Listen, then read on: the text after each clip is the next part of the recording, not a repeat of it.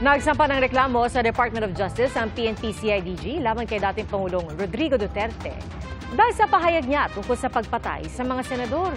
Pero giit ng mga kaalyado ni Duterte, biro lang yun. Saksi, si Mav Gonzales.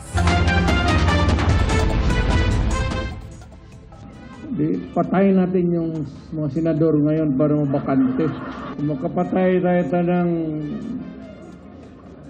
mga 15 na senador, pasok na tayo lahat. The only way to do it is to pasabugin na lang natin yung Ang mga pahayag na ito ni dating Pangulong Rodrigo Duterte noong Huwebes, biro lang daw ayon sa dating niyang tagapagsalita at legal counsel. Alam nila na si Presidente Duterte ay nagbiro. Dati naman nilang alam yun na palabiro siya. Ano ba itong bansa natin? Hindi ka na po pwede magbiro. Magbibiro ka lang, papailan ka na ng kaso. Pero ang PNP-CIDG, seryoso ang tingin sa hirit ng dating Pangulo. Kaya naghain ng reklamong unlawful utterances and inciting to sedition sa Department of Justice.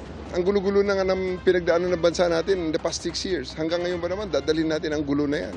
Na puro patay-patay na lang. At pagkatapos, if they will be taken on their word, bigla na lang sasabihin na joke only. Or yung latest naman na palusot, he is only expressing a legal opinion. Bago yan, may ganitong pahaging si Pangulong Bongbong Marcos sa kampanya ng kanyang senatorial slate noong weekend, bagamat wala siyang direktang pinangalanan. Narinig lang natin ng isang araw. Wala daw pag-asa. Siguro, kali na wala silang pag-asa. Kaya papatay na lang sila ng 15 na senador.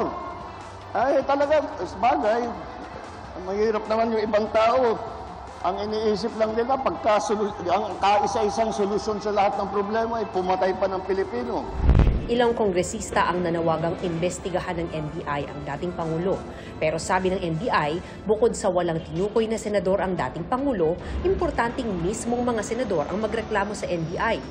Sa Senado, biro rin ang tingin dito ng kaalyado ni Duterte na si Senador Bato de la Rosa. Magandang statement, bumigyan nyo ng weight. Klaro naman yun na biro. Kung talagang totoo niya by heart, gusto niya pumatay ng 15 na senators, o bakit niya i-announce? Klaro-klaro na nagpapatawa siya. Mapagbiro lang daw ang dating Pangulo para kay Senate President Pro Tempore Jinggoy Estrada, kaya non-issue raw ito. Paniwala naman ni Senador Bong Revilla, bulaklak lang ito ng bibig at ganun daw talaga magsalita ang dating Pangulo. Para naman kay Senador Risa Hontiveros, ano daw? Ano pang magiging reaksyon ng mga tao na hirap na nga sa buhay, tapos ang sagot nung isa dyan ay dagdag na karahasan? Talagang ewan ko lang sa kanila. Para naman kay Senate Minority Leader Coco Pimentel, ang Department of Justice at NBI daw ang nakakaalam kung may naganap na krimen.